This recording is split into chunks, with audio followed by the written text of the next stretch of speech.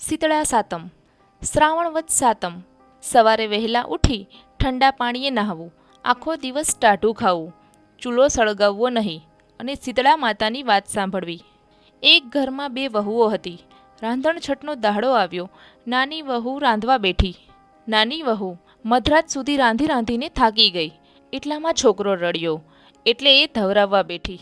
આખા દહાડાની થાકેલી અને મોડી રાત સુધી જાગેલી એટલે નાની વહુને ઊંઘના ઝોકા આવવા લાગ્યા. ચૂલો સળગતો રહી ગયો.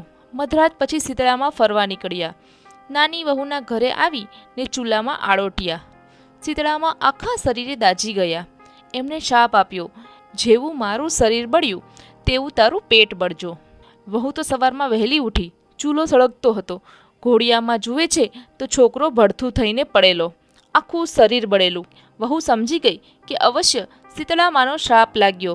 એ ચોધાર આંસુએ રડવા લાગી. જેઠાણીને તો ઘણા દાડાની મનની દાજ ઓલાણી, પણ સાસુને નાની વહુ ઉપર અપાર હેત હતું. સાસુએ તેને ધીરજ બંધાવતા કહ્યું, આમ રડે શું વળશે?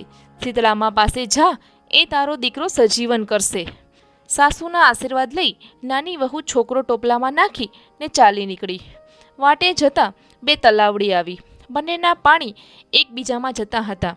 બંને છલોછલ ભરેલી, પણ ચકલુંય પાણી બોટતું નહીં. વહુને જતી જોઈ ને તલાવડીઓ બોલી, બહેન તું ક્યાં જાય છે? નાની વહુ બોલી, મને શીતળામાનો શ્રાપ લાગ્યો છે. મારો છોકરો મરી ગયો છે. હું શીતળામા પાસે શ્રાપનું નિવારણ કરવા જાઉં છું. તલાવડીઓ બોલી, બહેન અમારું પાણી પીશ નહીં. અમારું પાણી જે પીએ છે તે મરી જાય છે. એ વાતે અમે શા પાપ કર્યા હશે? અમારા પાપનું નિવારણ પૂછતી આવજે. આગળ જતા વાટમાં બે આખલા મળ્યા. તેમની કોટે ઘંટીના પડ બાંધેલા અને લડ્યા જ કરે. વહુને જોઈ આખલા કહેવા લાગ્યા, બહેન તું ક્યાં જાય છે? વહુ બોલી, શીતળામા પાસે શ્રાપનું નિવારણ કરવા જાઉં છું. આખલા બોલ્યા, અમે એવા શા પાપ કર્યા હશે કે અમારી લડાઈ અટકતી જ નથી? અમારા પાપનું નિવારણ પણ પૂછતી આવજે. વહુ તો ચાલતા ચાલતા વનવગડામાં ગઈ. બોરડીના ઝાડ નીચે એક ડોશી બેઠા હતા. ઉઘાડું માથું ને ખંજવાળ્યા જ કરે.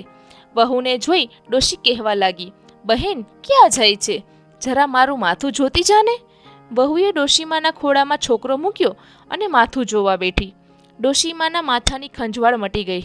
ડોશીમાએ આશીર્વાદ આપ્યા, જેવું મારું માથું ઠર્યું એવું તારું પેટ ઠરજો.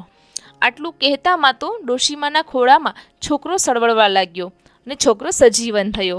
વહુને તો નવાઈ લાગી. હૈયામાં હરખ માતો નથી. છોકરાને ઝટ દઈને ખોળામાં લઈ ને બચીઓ દેવા લાગી. વહુ ડોશીમાને પગે લાગી. એ સમજી ગઈ કે આ જ શીતળામાં. વહુ હાથ જોડીને કહેવા લાગી, માં તમારા આશીર્વાદથી જ મારો દીકરો જીવતો થયો, નહીં તો થાત નહીં. શીતળામાં મારું પેટ તમે જ ઠાર્યું. વહુએ પૂછ્યું, મને આવતા વાટમાં બે તલાવડીઓ મળી. પાણીથી છલોછલ ભરેલી છે, પણ તેમનું પાણી કોઈ પીતું નથી. એવા તે એમને શા પાપ કર્યા હશે? શીતળામાં બોલ્યા, ગઈ ભવ બંને શોક્યો હતી. ઘરમાં રોજ કજિયો કરતી. કોઈને છાશ શાક આપે નહીં, ને આપે તો પણ પાણી નાખીને આપે.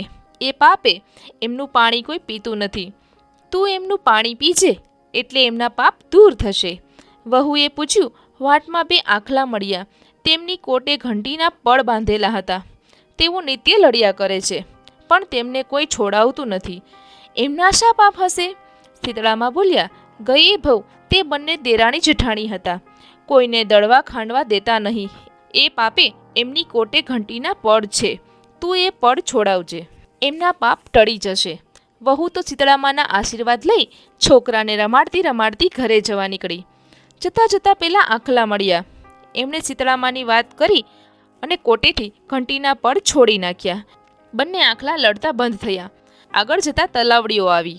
વહુએ શીતળામાની વાત તલાવડીઓને કરી અને પાણી પીધું.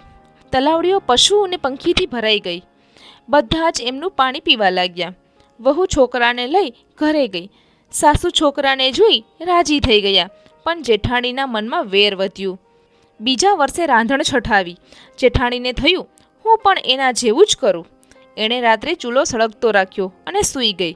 રાત્રે શીતળામાં આવ્યા અને ચૂલામાં આડોટ્યા. એમનું તો આખું શરીર દાઝી ગયું. એમને શાપ આપ્યો, જેવું મારું શરીર બળ્યું એવું તારું પેટ બળજો. બીજા દિવસે જેઠાણી ઘોડિયામાં જુએ છે તો છોકરો મરી ગયેલો. શીતળામાનો શ્રાપ લાગ્યો. દેરાણીને પેઠે એ પણ છોકરાને ટોપલામાં નાખી ચાલી શીતળામા પાસે. ચાલતા ચાલતા વાટમાં બે તલાવડીઓ આવી. તલાવડીઓએ પૂછ્યું, બહેન બહેન ક્યાં જાય છે? શીતળામા પાસે. અમારો સંદેશો લેતી જાને. જેઠાણી તો પારકી વેલ ઉલાડી મેલ ગણી ઠસ્સામાં બોલી, હું કાંઈ તમારા જેવી નવરી નથી. મારે તો છોકરો મરી ગયો છે. આગળ જતા બે આખલા મળ્યા. તેમણે પૂછ્યું, બહેન બહેન ક્યાં જાય છે? શીતળામા પાસે. અમારો સંદેશો લેતી જાને. હું કાંઈ નવરી નથી એમ કહી એ આગળ ચાલવા માંડી. જેઠાણી તો દૂર વગડામાં ગઈ.